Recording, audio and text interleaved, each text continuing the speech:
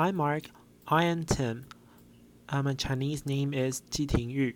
My student number is S0641052. I'm a freshman, major in English, and I'm going to read a speech, a smart vacuum cleaner, and other magical city designs. The speaker's name is Daan Roosegaarde. Do you remember these glow-in-the-dark little stars which you had on the ceiling when you were a boy or a girl? Yes, it is light. It is pure light. I think I stared at them way too long when I was a 5-year-old. You know, it's so beautiful. No energy bill, no maintenance. It is there.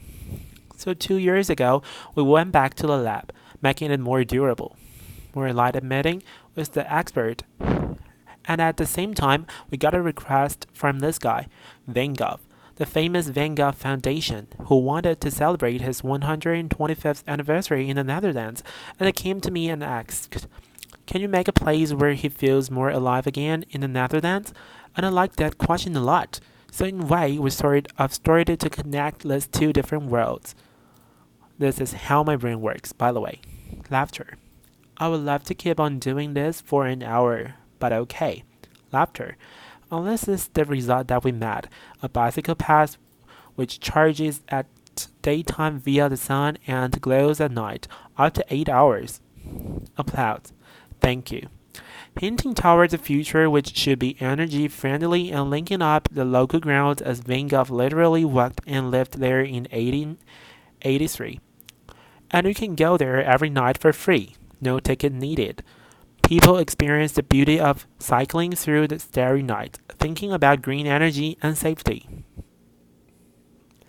I want to create places where people feel connected again, and it was somehow great to make these projects happen with the industry, with the infrastructure companies. So when this sheik of Qatar started to go, how much for 10 kilometers?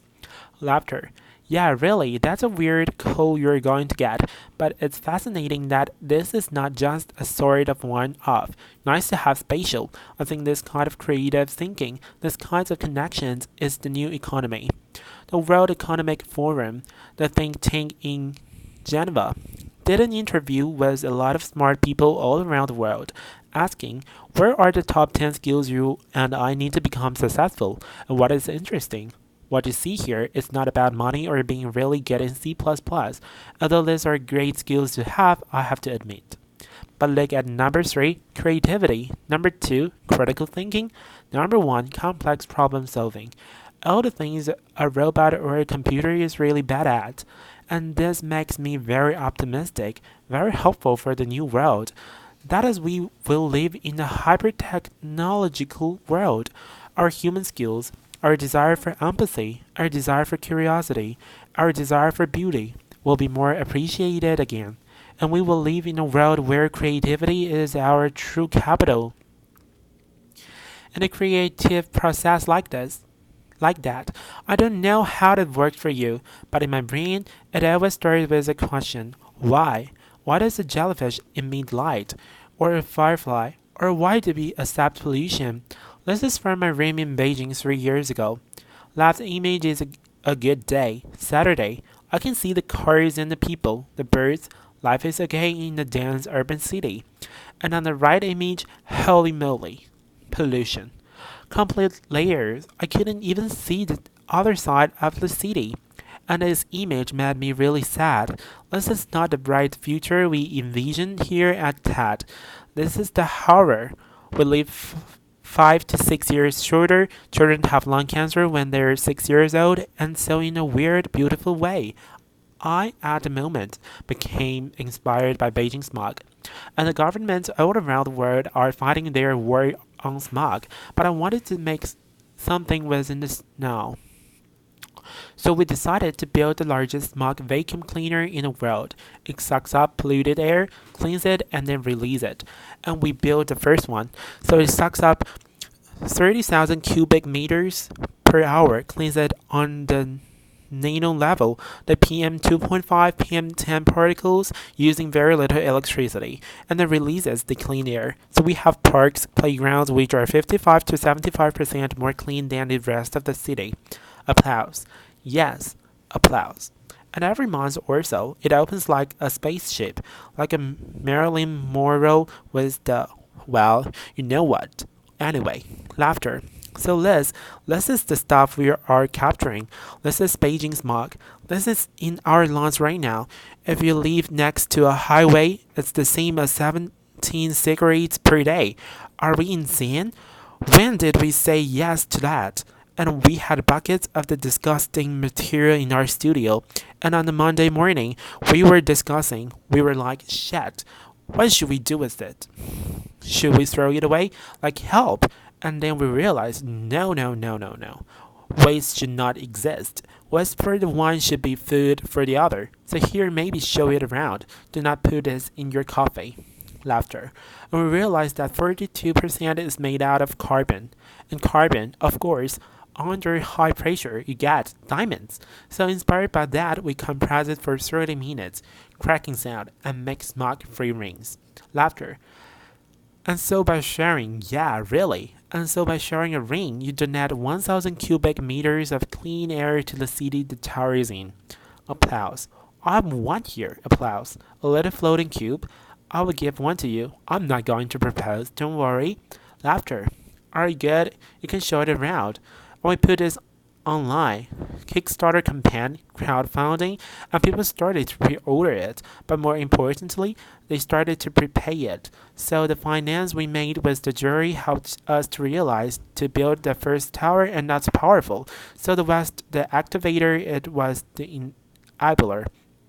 Also, the feedback from the community. This is a waiting couple from India, where he proposed to her with the smoke-free ring as a sign of true beauty, as a sign of hope, and she said yes. Laughter.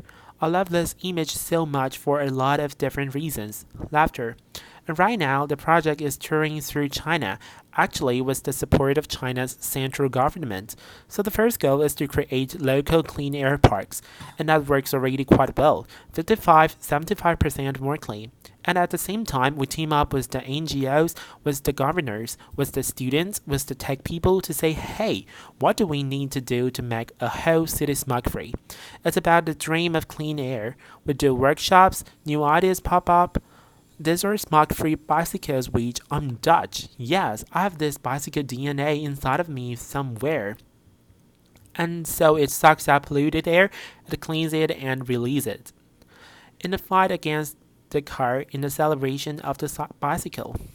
And so right now, we're working on sort of package deal, so to speak, where we say smoke-free towers, smoke-free rings, we go to the mayors or the governors of this world and say we can guarantee a short-term reduction of pollution between 20 and 40%.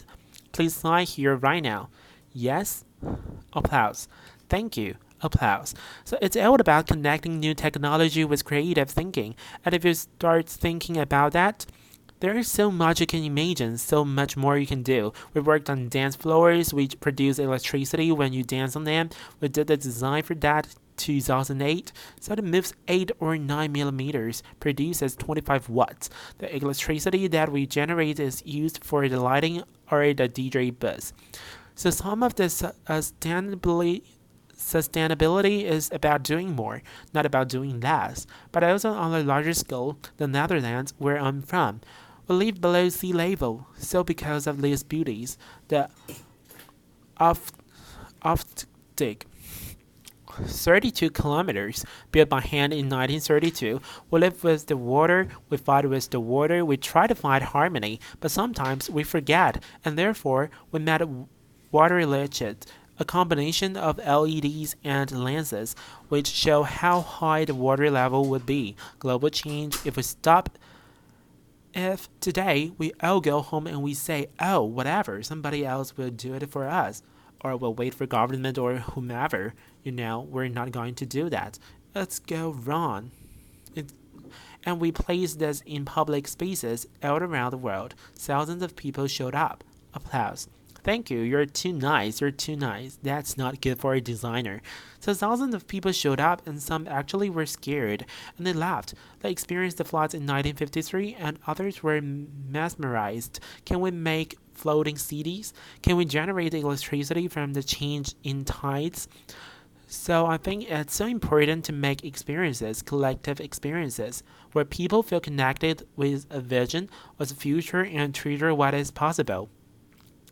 At the same time, these kinds of things, they're not easy. Yes, it's a struggle. And what I experience in my life is that a lot of people say that they want innovation and they want the next and the new, the future. But the moment you present a new idea, there is this weird tendency to reply to every new idea starting with two words, which are alien gases. No, not how much. It's more annoying. Laughter. What is this, guys? Or you're really blessed people. That's really good. Yes, but. Very good. Yes, but. It's too expensive. It's too cheap. It's too fast. It's too slow. It's too beautiful. It's too ugly. It cannot be done. It already exists.